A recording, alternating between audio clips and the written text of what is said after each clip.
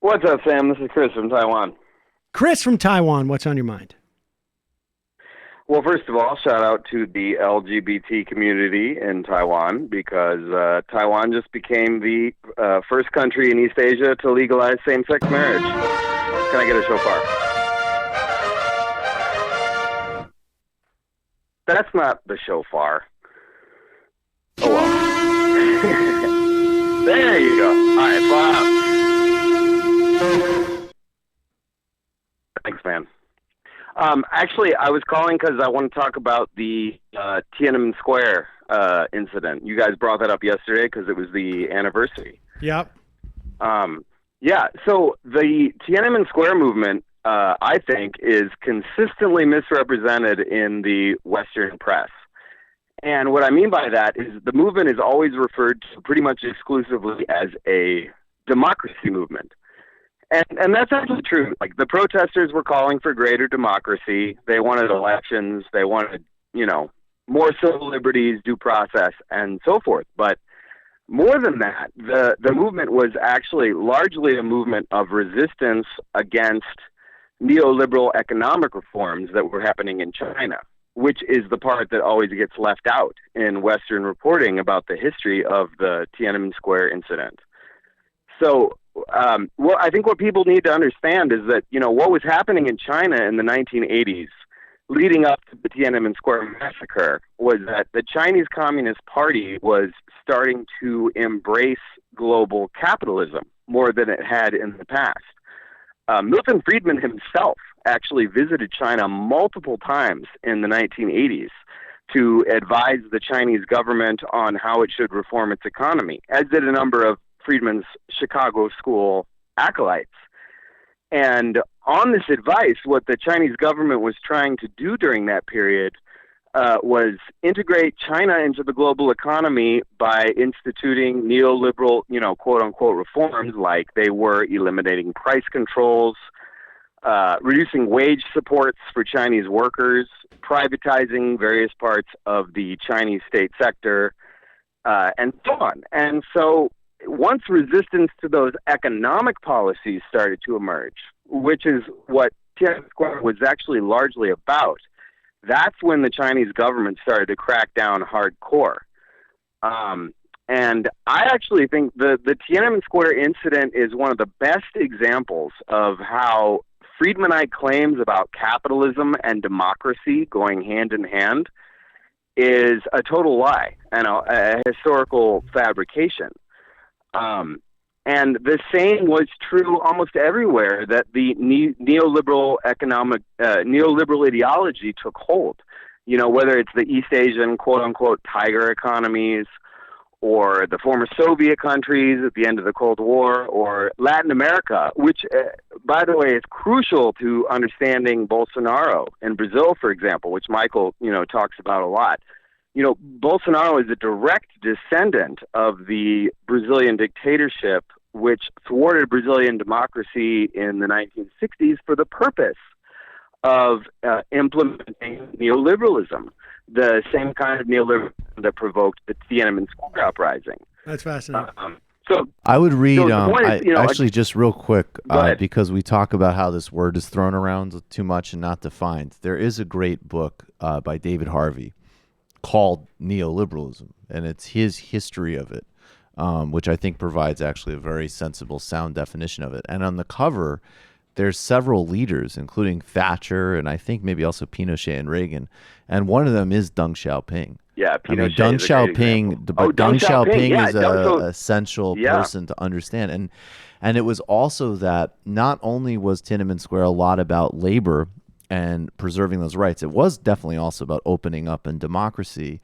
And the other thing that the Chinese leadership was really concerned about, obviously, was the fact that the Soviet system had fallen and the fact that they perceived what Gorbachev was attempting to do as exactly what the protesters wanted. He was trying to turn it into a more like Finland-style model, which was liberalize and open up, but still have universal benefits and worker ownership. So, yeah, they hit it from both sides. And it definitely, in the Chinese leadership, from what I've understood, and there's a great book called What Does China Think? that really a lot of the people who've been the biggest market interveners are the ones who are most comfortable with authoritarian state apparatus. No, that's exactly right. And you brought up, Michael, you mentioned, I think it was yesterday. By the way you pronounce his name is Zhao Ziyang. Zhao Imagine a D Ziyang? and a Z.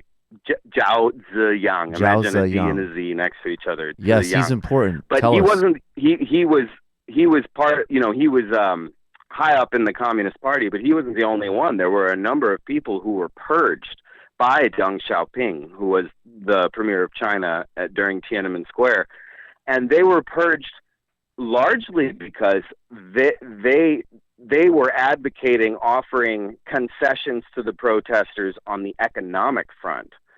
That they were saying, like, oh, hey, listen, we should slow down these neoliberal, capitalist reforms, and that's, why they got purged from the party. Interesting. The point is, again and again, neoliberal economic policies can only be enforced down the barrel of a gun, whether it's in Tiananmen Square or anywhere else. Because the truth is that when you give people democratic power, and that's why, the Tiananmen Square movement wanted democracy so much, because they wanted more democratic power in order to have more economic power.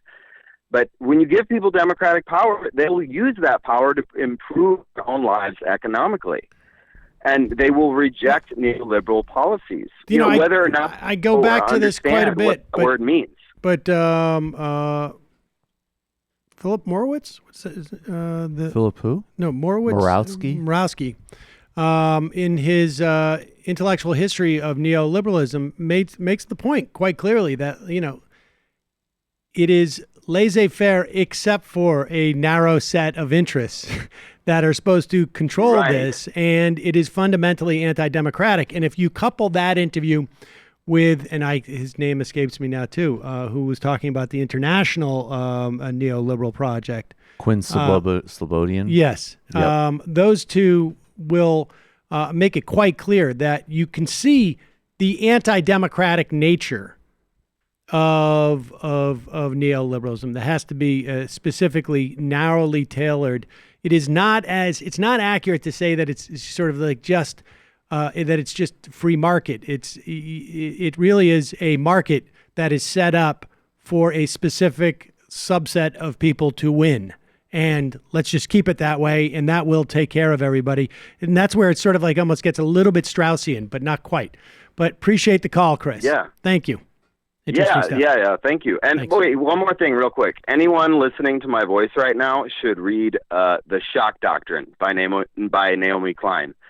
I think that's one of the most important English language books published in our lifetimes. And she explains really well, and a lot better than I am right now, why neoliberalism is fundamentally anti-democratic and why it is an inherently violent and oppressive ideology. But anyway, thanks for taking my call. Good point on the shock doctrine. It also helps you understand what happens with places like not just Iraq, but also places like New Orleans after a major catastrophe, or in any area really that suffers any type of major catastrophe. There's always a rush to get in. Puerto Rico, in many respects, a similar type of Puerto dynamic. Rico's a vintage example of that. It's obscene what they're doing to Puerto Rico, and it's always facilitated.